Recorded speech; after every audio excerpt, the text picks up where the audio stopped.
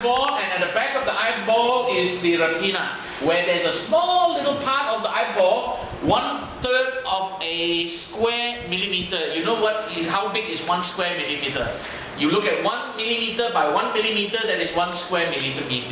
Imagine a space 1/3 of that. That's how small this fovea is.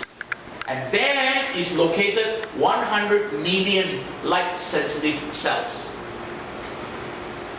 These light-sensitive cells, there are two categories of them. Gray ones and colored ones.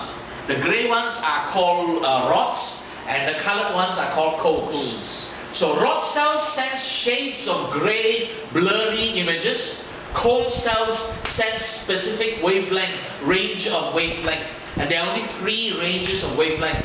The wavelength belonging to the range of red, belonging to the range of green, belonging to the range of blue. Okay? Each stimulated cell sends individual pulse to the brain. What is happening in reality, the ultimate reality. Okay? So that is meditation. Right? Let's take a look at how they compare with comparing meditation with hypnotic effect.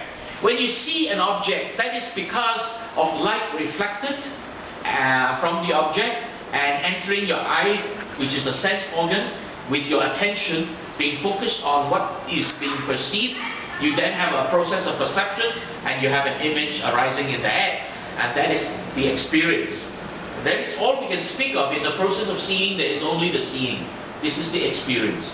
But the mind, unfortunately, the mind likes to do things by itself, right? And the first thing it does is when it sees anything, every one of us, without training, when we see something, we immediately project what we have perceived and dichotomize, break that experience into mine, yours, mine and yours, breaking it. Some religion call it dualism. Separation. But the correct scientific word is dichotomy. So, dichotomy is when you see an object out there, you begin to break it. That is the world out there. I am having my own experience. I am separated from the world. That's what dualism is about.